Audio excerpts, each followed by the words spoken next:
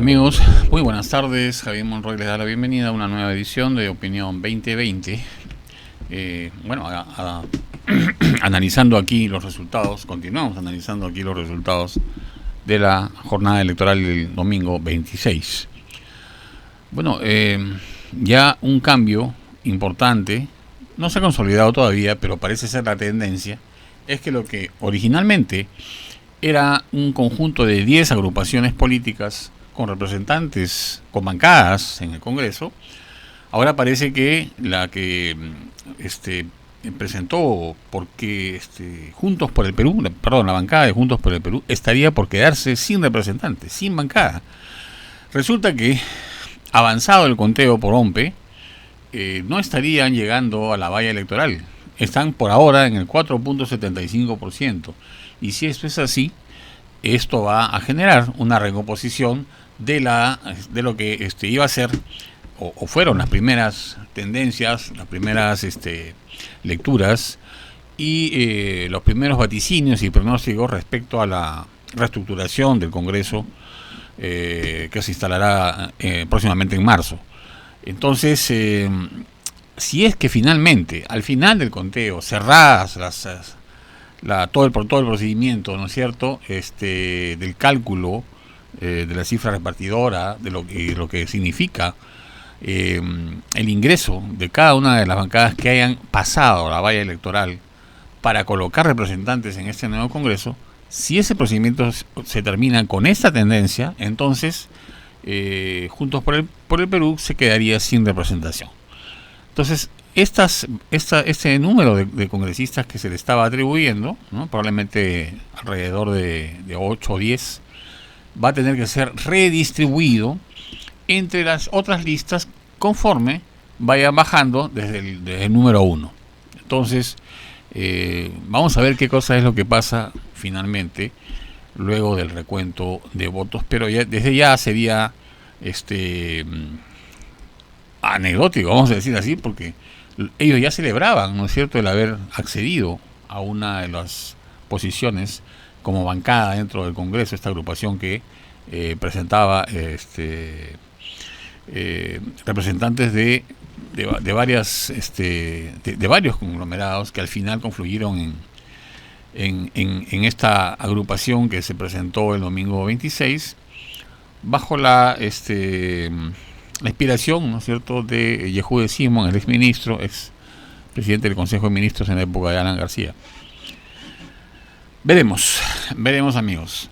Ahora, pasando a otro tema, el señor Alberto Bengolea, tras la derrota electoral apabullante, ¿no es cierto?, realmente aleccionadora, dice que está dispuesto a dar 20 pasos al costado. Vamos a ver si eso es verdad, porque lo que suelen decir los políticos profesionales o políticos comprometidos con este terreno, siempre después de algún tipo de resultado adverso, son cosas como estas, pero después los vemos apostando por alguna otra cosa que tenga que ver necesariamente con la política representativa. Veremos cuál es el caso de él y el caso del PPC, qué cosa es lo que consiguen hacer, porque de todas maneras se trata de uno de los partidos que encarnaba una serie de intereses, especialmente del sector de la derecha, ¿no? Y que tiene también su legitimidad, que tiene sus adeptos, que tiene sus seguidores, y que pero de todas maneras tiene que hacer una introspección, una autocrítica para ver cuáles son los defectos en que han incurrido, cuáles son los errores de gestión, de cálculo o de estrategia que han cometido, y cómo pueden volver a reconectarse con la ciudadanía y especialmente con las demandas sociales tan importantes, especialmente en el terreno de la economía, en el terreno de la seguridad, ¿no?, en el terreno de la infraestructura, ¿no? Son los grandes campos, las grandes áreas de reclamo y de reconexión política que la ciudadanía está esperando. Entonces, estamos, me dicen, con el señor Ángel Delgado, estamos conectados por vía telefónica. Ángel, muy buenas tardes, bienvenido a Opinión 2020. Muy buenas tardes y muchas gracias por esta oportunidad de poder compartir algunos puntos de vista con todos ustedes y con el público que nos está escuchando. Bien, Ángel, no sé si compartes algunos de los criterios que hemos emitido al principio del programa, y quisiéramos saber también tu opinión respecto al surgimiento tan impresionante de FREPAP, sobre todo, y lo que va a representar su presencia en el Congreso. Seguramente va a colisionar con los intereses o con los principios o el credo especialmente de las bancadas ultraliberales, ¿no es cierto? Porque ellos pues son absolutamente conservadores, tradicionalistas, muy pegados a la letra, además con un perfil y una imagen de un mesianismo que pareciera ser de otra época, pero que de todas maneras tiene seguramente algo que decir. Y representar también, porque no en vano ha tenido la cosecha electoral que ha tenido, y nos hemos enterado que tiene pues 36 bases de proselitismo y de actividades de diverso orden en la selva. Parece una especie de mesianismo amazónico. Bueno, hay varios temas que has planteado para conversar. Este asunto del surgimiento del FREPAP como la novedad, creo que es interesante. Yo creo que tiene límites. Más sugestivo me parece a mí el renacimiento, el surgimiento con fuerza de la Unión por el Perú, más concretamente con Antauro Humala, que es un partido mucho más agresivo, que de tener una mayor presencia, una mayor exposición, como la va a tener a partir de ahora, fácilmente puede capitalizar mejor un humor nacional que está caracterizado pues por la frustración, por el rechazo, por contestar a todo lo establecido, gracias a que en estos meses ha habido una política instrumentalizada desde el Estado y replicada por los grandes medios de comunicación, destinada en última instancia a desprestigiar la actividad política y a generar una suerte de rechazo en la población, que creo yo que no ha internado en el partido oficialista,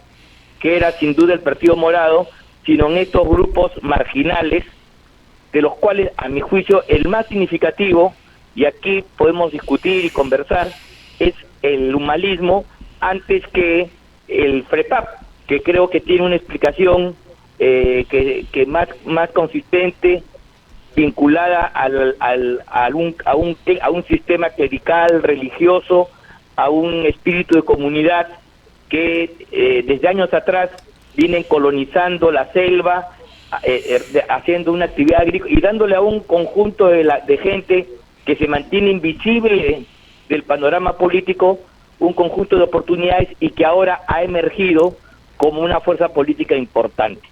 Pero que eso pueda tener un futuro y que pueda ir más allá de eso, yo creo que es difícil. Creo que ha llegado a un punto importante, que es una hazaña sin duda, pero si queremos ver la novedad, no perdamos de vista la insurgencia de Antauro Humala, a pesar que ha estado detenido, a pesar que sobre él ha habido toda una campaña también de denuestos por las razones que la llevaron a prisión justamente, y que a pesar de eso ha contado con un respaldo popular, especialmente en determinadas zonas del Perú profundo, zonas agrícolas, zonas atrasadas del sur del país, y eso yo creo que tiene una mayor significación para el análisis político de lo que vendrá hacia adelante. Ahora, en todo caso, Ángel, sí, ciertamente llama mucho la atención este surgimiento, y van a tener una representación de más o menos 15 legisladores en el próximo Congreso. Decían, de acuerdo a las últimas cómo será, pues, ¿no? Exacto, de acuerdo a la perfilación y a los cálculos, parece que la cifra ha ido bajando un poquito, pero igual, o sea, no deja de ser una bancada representativa, claro, una fuerza política importante, y que además, digamos, encarna el protagonismo de un líder como Antauro Humala, que es absolutamente radical, extremo, ¿no es cierto? Así es. Y es absolutamente antisistema, Pero además ahí hay una serie de cosas, porque por ejemplo Virgilio Acuña, el gran defensor de Antauro Humala, ha dicho que lo primero que va a hacer es presentar un proyecto para amnistiar a Antauro Humala, porque bueno, ya consideran que ya pasó mucho tiempo en la cárcel. Claro que fue condenado por una autoridad inmediata a raíz de la muerte de los 4 policías, ¿no es cierto?, en la zona del Andahuaylazo.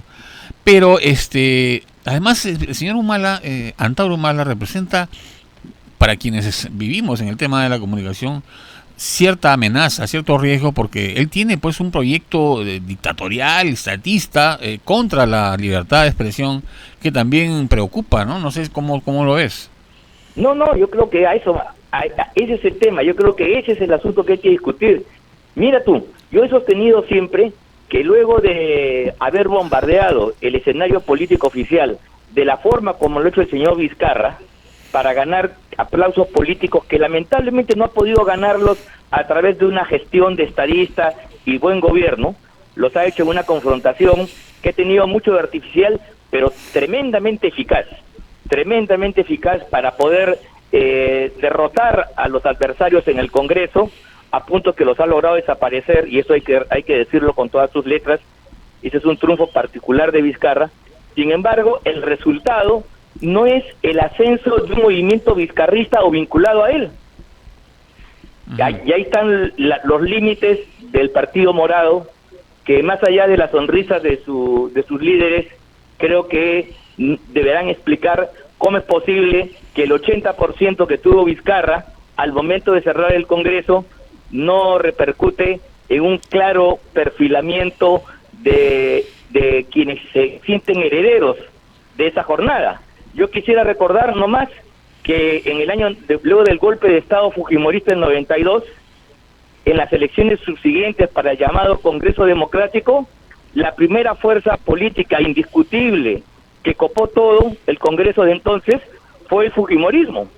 Sí, claro. Que es lo lógico, yo hago mi pastel, luego me lo como, pero aquí esa regla no se aplica a lo sucedido por Vizcarra. Más bien han aparecido una serie de cosas anómalas que tienen que ser explicadas.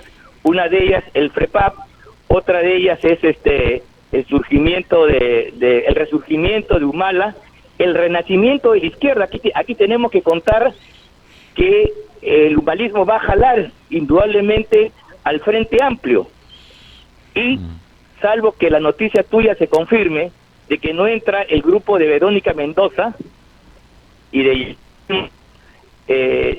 la verdad, la primera fuerza política en el Parlamento sería la izquierda, en 3 expresiones.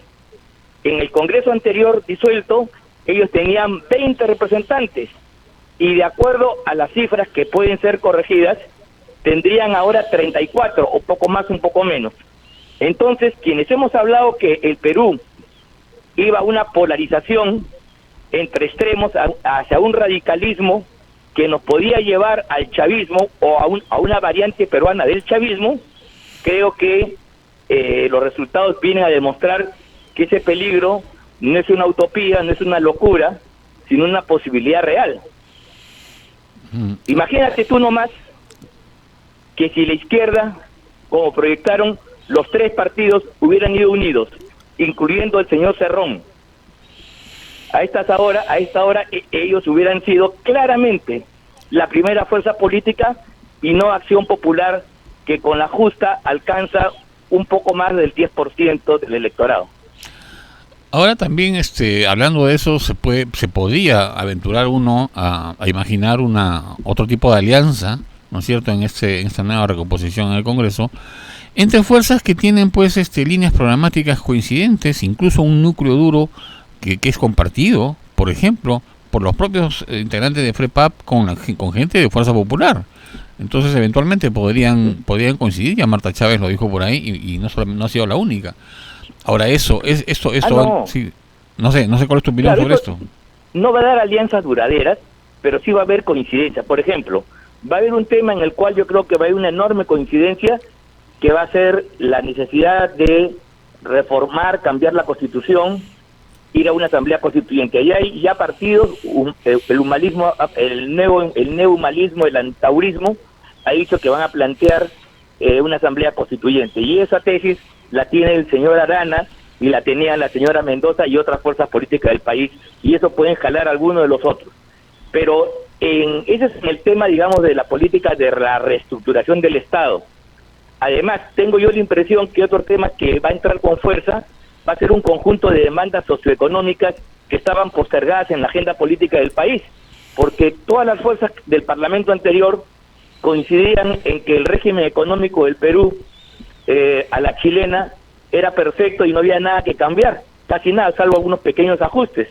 Pero si los chilenos se han dado con la sorpresa que se ha caído ese andamio, yo creo que aquí en el Perú, que no tiene el nivel de cohesión, de trayectoria democrática y sobre todo de servicios públicos de mayor calidad que en el Perú, evidentemente las condiciones para que se produzca el cambio de la Constitución están a la orden del día. Pero en lo que sí puede haber otras coincidencias es que las llamadas políticas de enfoque de género, de matrimonio gay y de quiebra de la familia, que llevan fundamentalmente el Grupo Morado y algunos grupos de izquierda, no todos, va a tener también un retroceso, porque efectivamente, además de lo que digo yo, hay una agenda conservadora del punto de vista de la simbología y la cultura, y entonces estos temas del matrimonio gay, del aborto, de las familias múltiples, etcétera, etcétera, creo yo que se van a ver frenadas, por lo menos en este Congreso. Y ahí sí va a haber coincidencias, no solamente, mira tú, con el fujimorismo, sino en la gente de Podemos, ¿no?, que tiene además un líder presidencial ya en la cancha, ya en campaña, y con grandes posibilidades, que es el señor Urresti. Hay también una agenda conservadora que yo he podido escuchar a muchos de sus miembros. Sí, entonces, mira tú cómo el panorama político se hace bien confuso, y entonces quienes pensaron que podían luego del 30 de septiembre, que cerraron el Congreso y mandaron al olvido, al tacho de la historia, a los partidos tradicionales, al afrofujimontesinismo, evidentemente van a tener que comer o adaptarse a un menú al cual tampoco estaban acostumbrados. Claro, ahora cuando tú dices el tema de la presentación de un proyecto de una nueva constitución, aduciendo el tema económico, yo insisto que hay una confusión muy seria ahí, ¿no? En general, digo, sí, porque se atribuye a que ha habido una falla de la Constitución porque el modelo imperante, el modelo vigente, el modelo efectivo económico es el de la economía de mercado, o sea, la economía salvaje, ciega, ¿no es cierto?, abierta, sí, completamente, con bajas regulaciones o ninguna, ¿no? Entonces, pero resulta que la Constitución Política vigente del 93 en ningún momento habla de la economía de mercado, más bien dice y acepta y promueve el pluralismo económico, e incluso habla de que la iniciativa privada es libre y se ejerce en una economía social de mercado. Eso lo dice el artículo 58, y es precisamente eso lo que nunca se ha cumplido. Entonces, si no se cumplió lo que dice la Constitución, ¿para qué cambiarla? Más bien lo que hay que exigir es que se cumpla lo que dispone la Carta Magna. De acuerdo contigo, pero no estamos en un debate de gabinete entre expertos o un debate en la academia en la cual ese tipo de atingencias, de observaciones inteligentes como las que haces puedan tener sentido. Son demasiado exquisitas. De los sentimientos y pareceres del gran público. Es evidente que con la Constitución pinochetista de chilena, Chile alcanzó un nivel de desarrollo que lo puso como 10 en la región, y sin embargo hoy día el país entero masivamente quiere rechazar esa Constitución.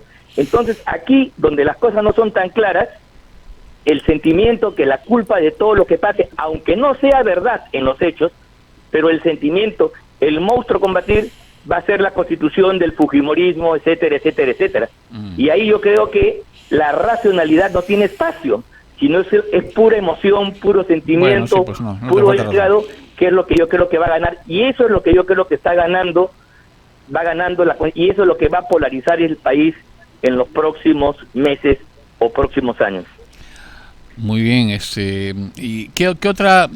respecto a la ubicación tan desplazada, ¿no es cierto?, casi marginal del Partido Morado, ¿esto es atribuible a los líos entre Mora y Guzmán que hubo al final de la campaña, No, que además no fue creo, muy curioso? No creo, tiene su impacto. Yo creo que en la realidad el proyecto del líder morado, de una modernidad así sofisticada, posmoderna, de una libertad libertina, de propuestas de apoyo al gobierno, a todo, porque ellos se han definido que van a apoyar con todo al gobierno, creo que tiene límites. Es un proyecto limeño de algunos sectores medios del país que están en esta tesitura, pero yo tengo la impresión que ese programa no comula con las mayorías nacionales. Mira, y creo más bien, y recogemos lo del FREPAP, el sentimiento popular más bien está hacia fórmulas conservadoras en el ámbito familiar, en el ámbito de la cultura, de la simbología, que estas propuestas audaces que plantean, pues, que por ejemplo no hay sexo sino género, y que el género es un producto de la historia cultural, de la cultura, y que uno finalmente puede escoger el género al gusto de cada uno, que más o menos son las tesis que están detrás y que lo han expresado en la campaña algunos de ellos, y que todavía no sale con todo, pero esos temas que hoy día son esotéricos, que están soterrados, creo que van a cobrar mucha fuerza también en el debate político próximo. Bien, Ángel Delgado, muy importantes tus declaraciones, tus pareceres, han sido muy ilustrativos. Esperamos que nos visites pronto en el estudio en otra oportunidad. Cómo no, tengo un compromiso ahora, pero cualquier oportunidad convenimos, y estoy contigo a las 5 de la tarde en Radio San Borja, que está muy cerca de donde yo trabajo. Muchas gracias, Ángel, un gran abrazo. Gracias, hasta luego. Amigos, vamos a una pausa y regresamos.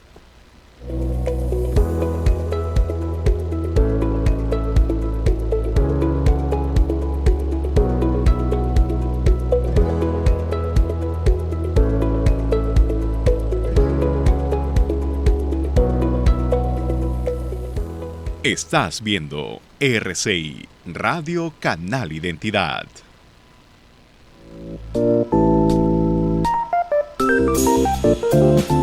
Café Solar de Samaniego.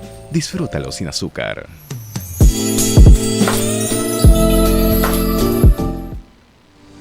Economía.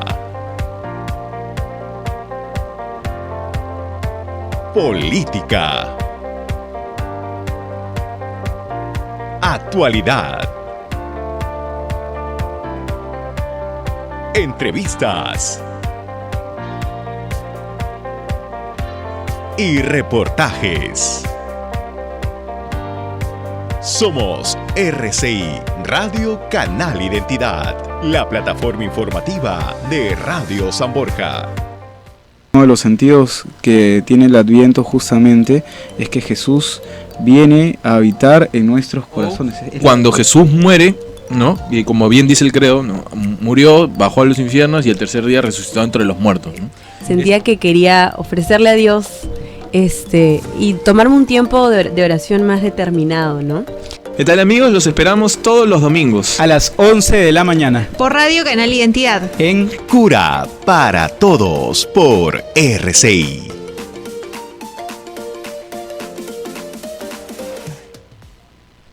Estás viendo RCI, Radio Canal Identidad.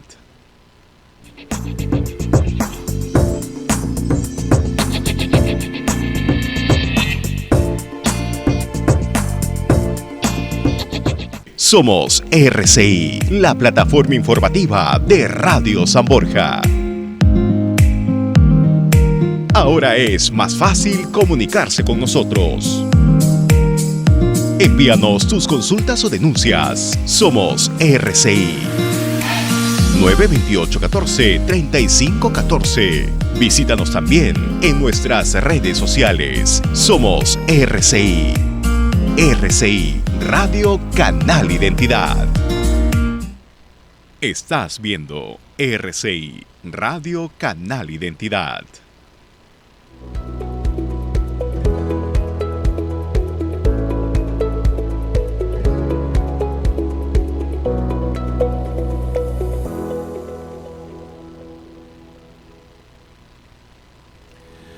Amigos, continuamos aquí en Opinión 2020, Javier Monroy en la conducción y dirección del espacio. Estamos conversando, analizando los resultados, los efectos, ¿no es cierto?, los alcances de la jornada electoral del día domingo 26, una serie de constataciones, una serie de proyecciones también.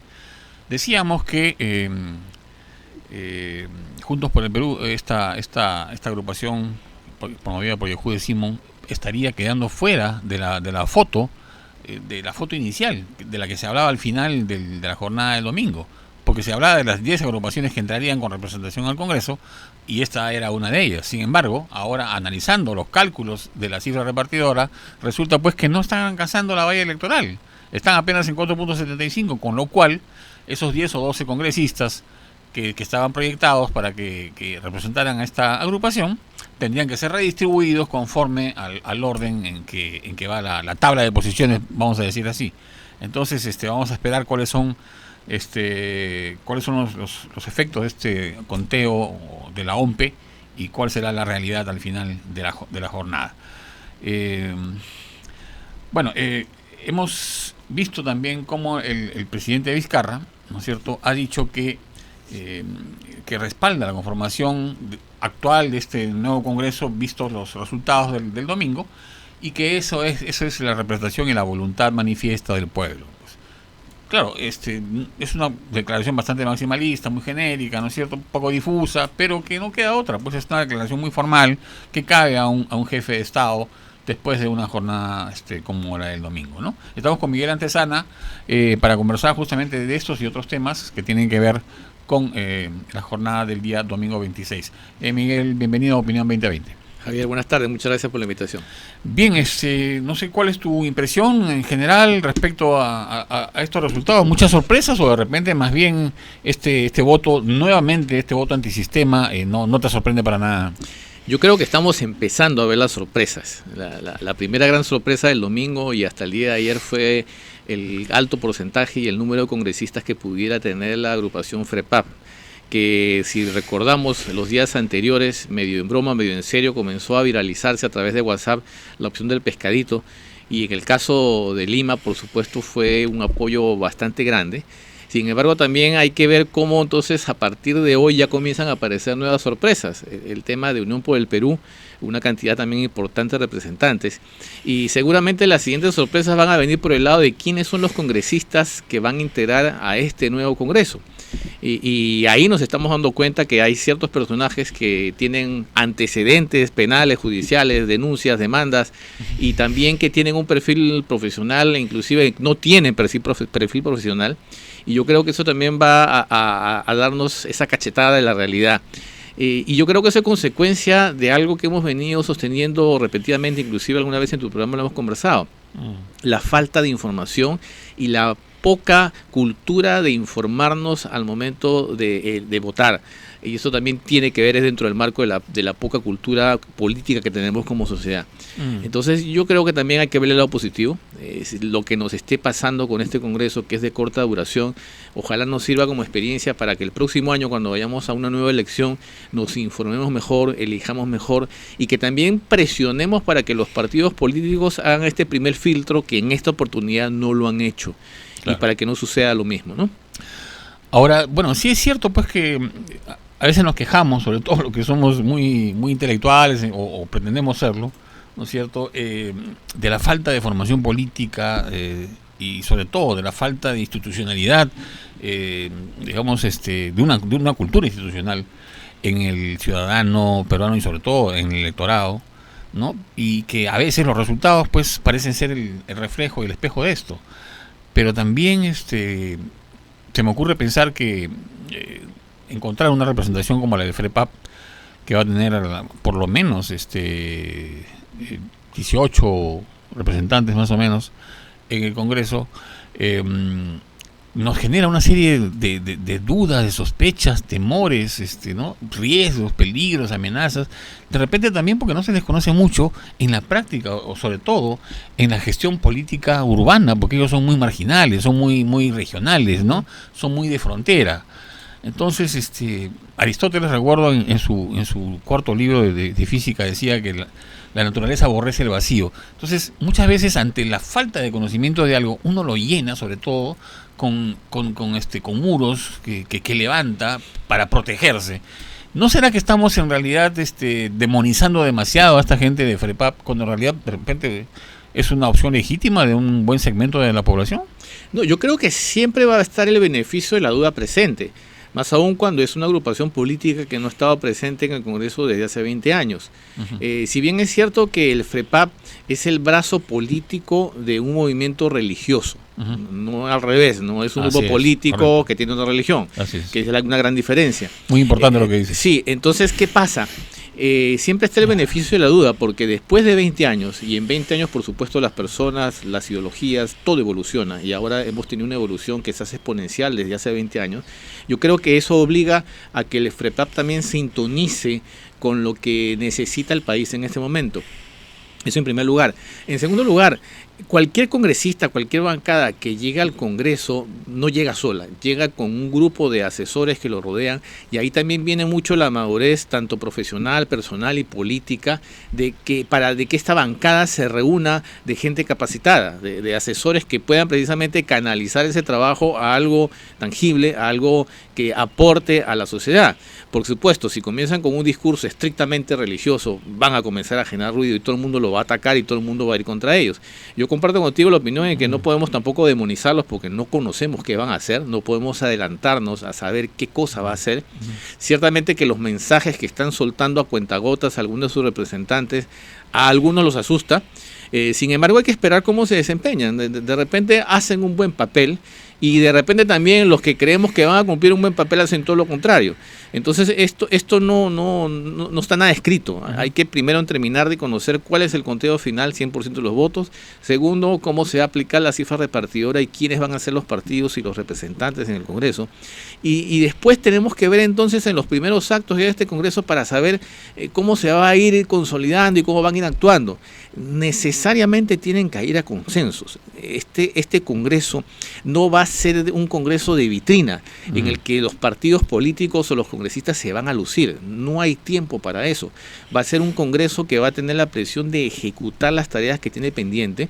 En primer lugar, revisar los decretos de urgencia, y en segundo lugar, a ver qué cosa deja como herencia en tan corto tiempo esta gran cantidad de partidos que van a entrar como no se entraba hace muchos años. Entonces yo creo que también es una oportunidad, no hay que ser ver el cuco y ver todo malo anticipadamente. Claro, por supuesto. Ahora, el surgimiento o el resurgimiento de Unión por el Perú, ya con un liderazgo diferente, ¿no? Con el señor Antauro Humala, eso implica también otro tipo de riesgo o amenaza, si quieres tú, para el establishment tradicional de la política peruana, o también encarna una opción legítima de también otro segmento poblacional, y sobre todo ese radicalismo, ese extremismo, ¿no es cierto?, esa marginalidad que el señor Humala ha sabido, entre comillas, construirse, edificarse en este contexto electoral peruano. Podría también ser algún tipo de opción válida y aceptable y sin mayores temores, salvo lo que yo digo, porque ellos tienen un proyecto estatista en contrario a la libertad de expresión y dirigista, ¿no es cierto? Y ahí sí yo veo un riesgo muy muy muy fuerte. ¿Cómo lo ves tú? En realidad, desde mi punto de vista, Unión para el Perú es un vientre de alquiler más, es simplemente un caparazón en el que se han juntado mucha gente que tiene ansias de poder. Fíjate qué curioso, tú acabas de nombrar a Antauro Humala como la cabeza de Unión por el Perú, y en realidad la cabeza es Virgilio Acuña. Sí, claro, por supuesto, pero la cabeza visible para el público. Exacto, entonces, ¿por qué? Porque él llama a Humala para precisamente ser la cabeza y jalar votos y jalar una posición muy particular en el Perú, que es una posición extrema. De hecho, las ideas de Humala son extremas. El fusilar a los corruptos, a presidentes, preso, inmunidad para nadie. Hay mucha gente que conecta con eso. Sí, por supuesto. Claro. Porque, claro, cuando tú ves que hay gente que está harta del sistema, que considera que el sistema no funciona, considera que entonces no se ha hecho nada, por supuesto que los discursos extremos son como canto de sirena y los atraen. Sí, pues son los halcones, ¿no? Y esto es lo que ha pasado. En la zona sur del Perú, en los Andes peruanos, Unión por el Perú ha tenido una acogida que en Lima también ha recibido de ciertos sectores de la población, pero hay que analizarlo con mucho cuidado. Ahora, yo no sé y yo creo, me atrevería a decir que no creo que este escenario que hemos visto en este Congreso va a suceder para las próximas elecciones. Ya va a pensar la gente con más cuidado. Es decir, voy a ser extremista también en expresarme. Si ahora FREPAP llega al Congreso con una participación grande e importante, eso no quiere decir que para la próxima el candidato del FREPAP va a recibir un aluvión de apoyo. Claro. Y lo mismo va a suceder con Unión por el Perú. Aunque ya nada se puede predecir, ¿no? Nada se puede producir, pero yo creo que la gente está viéndolo con mucho más cuidado. Por eso digo que esta experiencia también tiene que servir como aprendizaje, en el sentido de quién estamos llevando al Congreso, y la gente comienza a medir, y lo que he dicho en algún momento anterior, estamos en este momento en la etapa de la resaca moral. El domingo nos tomamos como nos dio la gana, y ahora que pagamos las consecuencias y estamos dando cuenta, uy, ¿qué pasó aquí? Estamos recuperando la conciencia. Sí, ¿qué pasó? Sí, Entonces, sí. Yo creo que es saludable que pase Muy eso. bueno, sí. Ahora, haciendo una comparación entre los contextos electorales del 2016, donde había pues candidaturas presidenciales y el efecto de arrastre era clarísimo, hubo una mayoría con 73 congresistas, que fue la de Fuerza Popular, ¿no? Bueno, claramente el pueblo peruano dijo, eligió al señor Kuczynski, ¿no? Y la mayoría congresal se la dio a otro partido, que es el segundo. Pero ahora las cosas son diferentes, porque eran unas elecciones complementarias al Congreso, y en todo caso lo que el pueblo ha dicho es: yo quiero que el control del Congreso sea disperso, que no haya una sola fuerza hegemónica, sino que más bien sepan entablar diálogos, negociaciones, transacciones, ¿no? Y llegar a soluciones para destrabar todos los proyectos principales que están encarpetados hace mucho tiempo, y que en buena cuenta están dentro de los decretos de urgencia, pero también muchas de las cosas que tienen que ver el Ejecutivo no han sido realizadas, han estado atados de mano, o en todo caso ha habido mucha incompetencia, ha habido falta de capacidad para cumplir con los presupuestos. Mucho dinero ha regresado al erario público como producto de esa incompetencia. Entonces, ¿qué esperar de todo esto?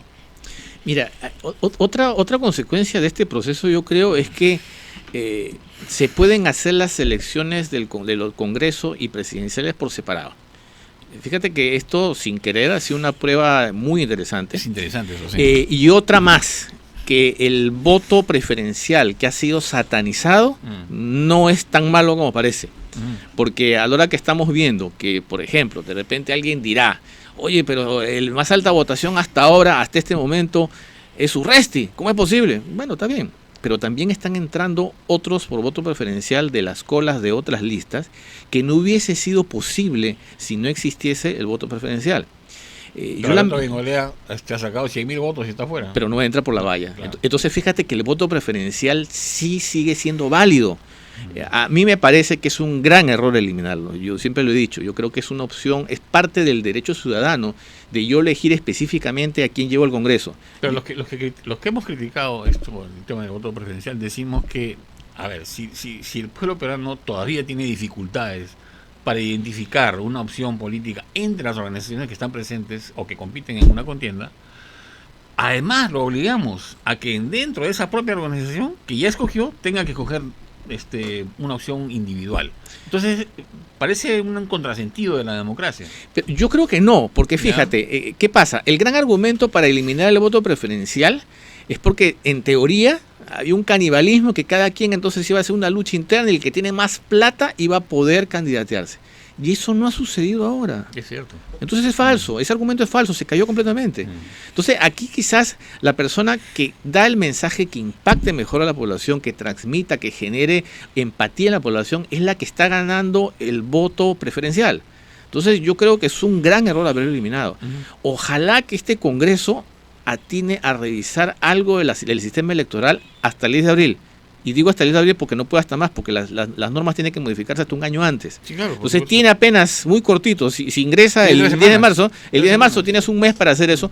Ojalá vean el voto preferencial y subsanen ese error. Y segundo, como te decía, la posibilidad de que entonces se separen las presidenciales con las congresistas. Sería muy bueno, porque entonces, ¿qué pasa? Nos obliga a informarnos mejor y a ver quiénes llevamos tanto a la presidencia como al Congreso. Porque si llevamos al presidente, a alguien muy carismático, pero resulta que su lista está conformada por gente pues que no es incapaz, que no tiene las capacidades suficientes, no tiene el currículo, entonces la gente castigará y llevará a la gente que mejor puede hacer un papel en el Congreso. Insisto, se puede hacer, se está demostrando, y estas son las enseñanzas de este proceso en particular. Ahora, lo que tú decías, necesariamente tiene que haber un consenso entre el Ejecutivo y entre el Legislativo. Los dos se van en año y medio, entonces los dos tienen que ver cómo de alguna manera dejan algo al nuevo gobierno, al nuevo Congreso, y desde ese lado tiene que haber consensos, tiene que manejarse de una manera, obligadamente tienen que hacer algo. Ahora, lo primero que tendrían que hacer, ya instalado el Congreso nuevo, es justamente llegar a un acuerdo político para que los plazos se puedan correr y que digamos, haya la posibilidad de revisar mejor las normas electorales, las reformas políticas, que haya un plazo mayor, que haya un tiempo para solucionar estos problemas. ¿Cómo lo ves? Sí, yo creo eso. Es más, algo que se quedó en el tintero de la pregunta anterior, los partidos políticos todavía tienen el control de los procesos internos. La cacareada democracia interna, yo no sé si va a funcionar adecuadamente para el próximo contienda electoral, porque además, si sabemos experiencia lo que ha pasado, democracia interna en el APRA, y a quién ponen en primero, a Mulder, invitado a su propio cosas absurdas. Entonces ahí viene el voto preferencial, nuevamente un argumento a favor. Si tu democracia interna, entre comillas, no es democracia interna y tú me estás imponiendo una lista, entonces yo tengo la posibilidad como ciudadano entonces de alterar eso y darte la contra, entonces yo elegir. Entonces este es un argumento más para mantener el voto preferencial. Entonces, si no hemos además salido de la primera experiencia de la democracia interna, y hasta ahora las democracias internas que han funcionado en realidad han sido un fracaso, de hecho hay un partido que estuvo fuera de contienda por no aplicar la democracia interna, ¿no? Se decidió en un mesón entre los líderes, entre comillas, del partido. Entonces, con más razón deberíamos fortalecer a la ciudadanía, no a los partidos políticos, porque los partidos políticos han demostrado pues que son cascarones, que son pintas de alquiler o que son hasta organizaciones criminales, Claro, también. Ahora, digamos, tanto se hablaba había tantas expectativas sobre el papel de liderazgo, ¿no es cierto? Y abrumador que iba a tener el Partido Morado en esas elecciones, pero terminaron décimos, o sea, están muy relegados, marginalizados completamente. Eso sería atribuible al escándalo tanto de Mora como del propio Guzmán, y además de la falta de manejo de esta crisis de imagen que tuvieron, porque la entrevista que dio Guzmán en corto porque fue ridícula, realmente espantosa. Yo creo que hay varios elementos. Sí. Los resultados de la participación del Partido Morado en esta elección, yo creo que sí, es un fracaso. Y es un fracaso, ¿y por qué? Poniéndolo en el contexto de la dimensión de lo que ha venido haciendo el Partido Morado. Recordemos que tiene tiempo preparando toda la infraestructura, el partido, comités distritales, regionales. Es más, se lanzó hace algunos meses un video, un congreso gigante, que en realidad parecía una reunión del Herbalife y cosas ahí. Y bueno, entonces tú parecía Davos. No, una cosa ahí extraña. Entonces, eso por lo menos aparentaba ser que, oye, tienen un brazo muy grande, tienen militantes, se va a mover. Y bueno, y con un 7% a nivel nacional, entonces, fíjate que es mucho humo, ¿no? Humo morado. Entonces, ahí se le agregan los elementos que tú acabas de decir muy bien, el tema Mora, el tema de Guzmán con el incendio o con otro incendio, y otras tantas cosas que han venido sucediendo que se han ido acumulando. Yo creo que el Partido Morado también sigue siendo más de lo mismo, que es una junta de personas que quieren llegar al poder. Es más, dentro de los resultados del Partido Morado, no dejemos de lado que están llegando personas del Congreso anterior. O sea, no está llegando la militancia del Partido Morado. Están llegando invitados también. Y Alberto Belaunde con una votación grandísima. O sea, que si no estaba él, claro, ¿qué pasaba? Pero así como invitan alquiler en las organizaciones políticas, también pues hay la figura de los invitados, que ya aparecen dos emblemas de toda campaña electoral en el Perú. Sí, y yo creo que se va a mantener hasta que no tengamos partidos políticos en el sentido estricto. Se va a seguir manteniendo. Es más, yo creo que puede ser... Yo soy muy pesimista sobre eso. Yo creo que puede ser una herramienta inclusive para que llegue gente que que necesita o que puede llegar al poder y no tiene la capacidad de formar un partido político. Menos mal que se han bajado las vallas a nivel de creación de partido político. Y no tienes que generar planillones y conseguir prácticamente 2 millones de firmas, porque en el camino como te van quitando, invalidando firmas para tener, ahora estamos hablando de 25.000, 30.000 creo firmas, y tú puedes tener, militantes, ya no son firmas, ahora son militantes, y que pareciera que es una cifra más manejable. Sin embargo, yo creo que debiera ponerse más énfasis también al tema del empoderamiento de la población. Porque entonces, ¿cuántas personas que de repente tienen la intención de participar en política o gente capacitada para ocupar cargos públicos a nivel de legislatura, del poder legislativo, regiones, etcétera, no participa porque no quieren afiliarse a un partido? Pero entonces ahí viene el tema de la invitación. Bueno, pues sí, porque además es una persona que de repente es capacitada, reconocida y tiene que recurrir a eso. Es una criollada, ¿no? Pero bueno, es así, pues. Es así porque no tenemos, como te digo, esta libertad. O sea, es lo que hay. Me están obligando a tener militancia y afiliarme a un partido político, por ejemplo, si yo tengo un concepto totalmente negativo de los partidos políticos. Entonces, claro, ahí viene este comodín, ¿no? Que yo creo que se va a mantener mientras no cambiemos la cultura política, mientras no se cambie el sistema político, mientras no avancemos. Sí, ahora tú eres un estratega comunicacional de Polendas, muy respetado además. Por eso que te hago la pregunta siguiente. ¿Fue una viveza simple, una criollada más, o en realidad la gente de Unión por el Perú dio en el blanco cuando se marketeó, ¿no es cierto?, públicamente e incluso internacionalmente, jugando con el nombre de Javier Pérez de Cuéllar, que fue el fundador original del partido en el año 95, ¿no es cierto?, cuando en realidad esa UPP no tiene nada que ver con esta actual. O sea, pero tuvo ese efecto porque mucha gente lo creyó y ha terminado empoderando a UPP pensando en la figura señera de Pérez de Cuéllar, ¿no? O sea, ¿marketing político puro? Yo le pondría marketing solamente, porque el marketing político en realidad en el caso peruano, entre comillas, es simplemente utilizar las estrategias de marketing comercial y se trasladan al marketing político. Pero en el marketing político peruano no vemos una estrategia de avanzada, de conexión con la población. Es simplemente de poner caras, de poner caudillos, de poner figuras, de generar polémica, de tener acciones de corta recordación.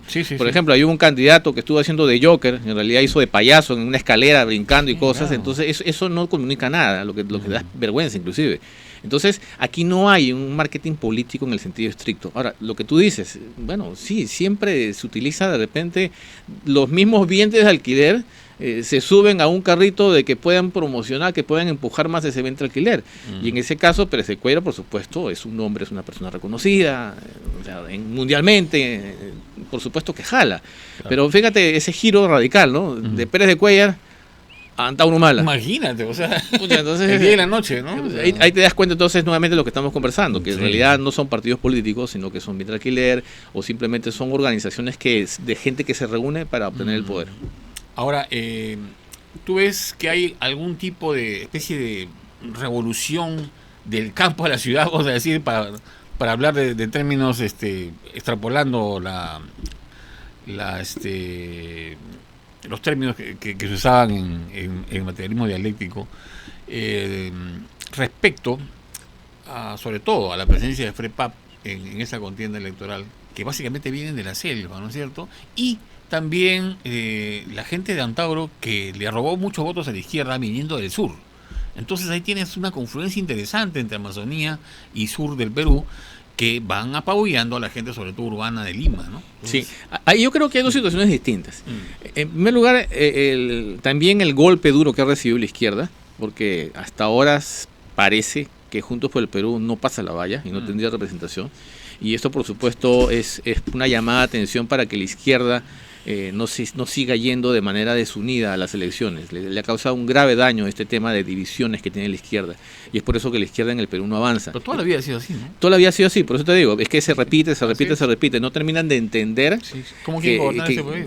Pero es que es más, ni siquiera han tenido el tino de girar un poquito hacia el costado y ver el caso de Chile.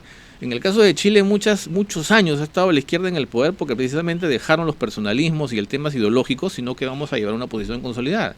Aquí no, pues aquí la cosa es tener el poder absoluto y tener discursos a veces extremistas, radicales, etcétera. Entonces, por un lado, la división les ha pasado factura y fíjate lo que ha pasado en el sur. Ahora, por el otro lado, yo no creo tanto ese discurso ahorita de diferenciar el campo y la ciudad, como que si fueran dos mundos completamente distintos. Y lo digo porque la segunda, tercera generación, quizás de esos campesinos de hace 30, 40 años, ya son gente que viene a estudiar a la capital, es gente que inclusive va al extranjero a estudiar, instalada en el sistema, ¿no? Es gente, exacto, es gente que está conectada a internet, que tiene redes sociales, o sea, no te imaginas, ves el campesino con su chullito, no es un campesino como tal. No me refería a eso, sino lo digo para en realidad para la gente que nos escucha. Para graficar. Exacto, Sí. y esto de la gente del campo, no, la gente del campo también no creas, es gente muy preparada. Yo cuando he viajado de repente al Cusco, a Ayacucho, y hablas de temas de política, lo hemos oye, visto, sí. Cuidado, Tienen saben a veces hasta mucho más que un limeño. Entonces, no hay que mirar con una cosa, yo creo que están muy claros, y este voto también lo refleja, ha sido un voto castigo a la izquierda, ha sido un voto también de rechazo a los modelos tradicionales y por eso se fueron a un extremo, en este caso Unión por el Perú, pero más que Unión por el Perú, en el discurso de Humala, que ha sido de que vamos a fusilar a los corruptos, inmunidad para nadie, y fíjate que son discursos extremos.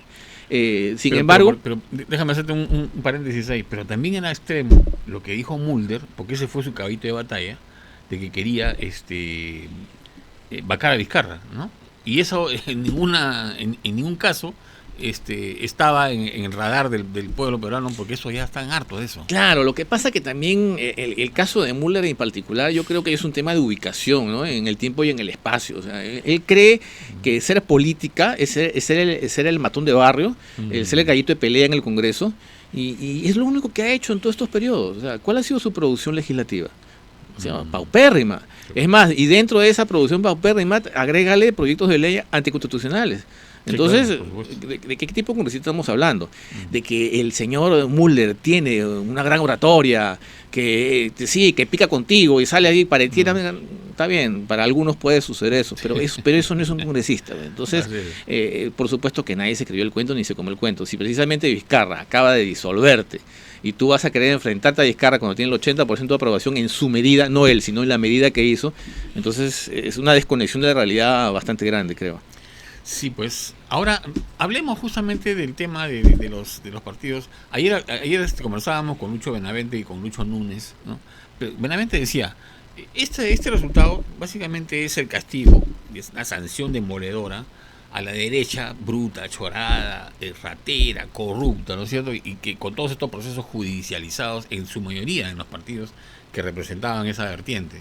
Entonces, yo no sé si esa lectura puede ser tan dramática como esa. ¿Tú la compartes o crees que hay ciertas variantes? No, porque no hemos visto en esta campaña mensajes claros como para poder identificar ideológicamente en la izquierda, a la derecha o al centro los partidos que han estado en esta contienda electoral. Y que han sido bastantes, 22, 23 partidos. Pero Solidaridad Nacional, que era el eco de los fujimoristas, pero fíjate, ha quedado bajo las patas de los caballos. Varias personas los han calificado de extrema derecha, los bolsonaristas, fachos. Fachos bolsonaristas. Sí. Pero es que han dicho tantas sandeces realmente, que yo no sé si eso llega a ser extrema derecha. Ya creo que ya tira más para Silvalco Herrera que otro tipo de cosas. Entonces yo no calificaría en eso. Y de nuevo, vámonos yendo para otro lado. En el tema de centro, el Partido Morado trató de enarbolar la bandera de centro. Es más, se acomodaron con el mote de republicano, que hasta ahora nadie entiende qué cosa es eso de republicano, que no lo han explicado precisamente. Suena muy romano. Claro, republicano, porque estás en la república, entonces no sé, no se termina de ser. Y la izquierda, que por supuesto, fíjate que también ha sido bastante moderada. Sí.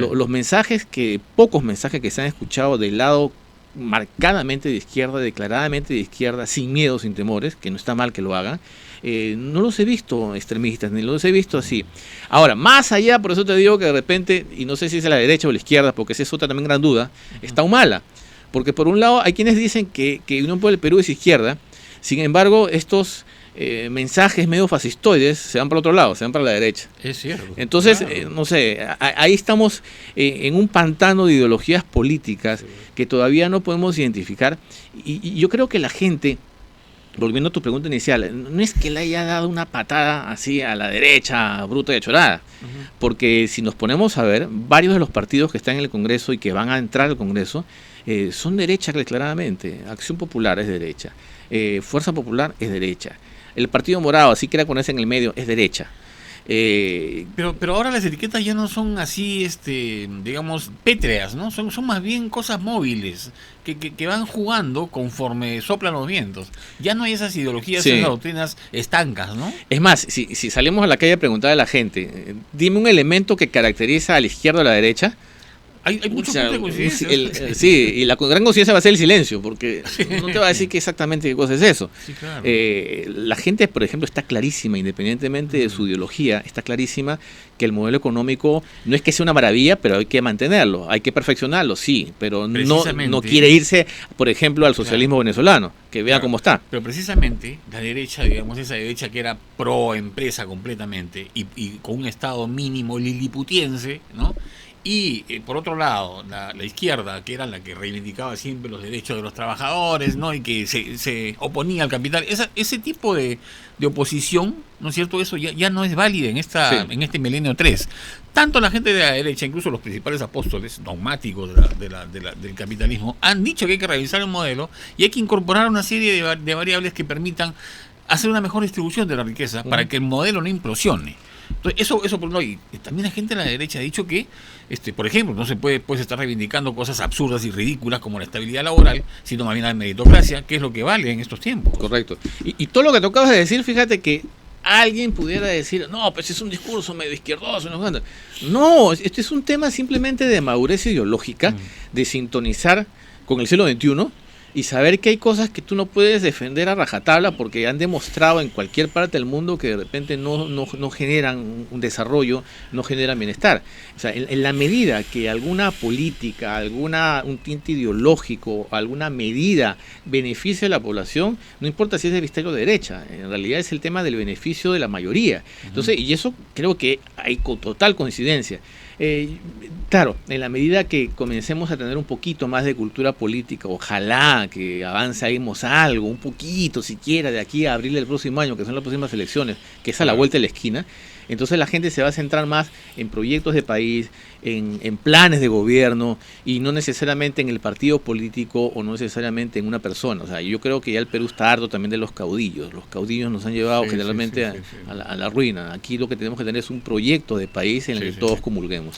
Solo una tingencia para quienes de manera extraviada pudieran interpretar, por ejemplo, esto que acabo de decir, que es justamente discurso izquierdoso, ¿no?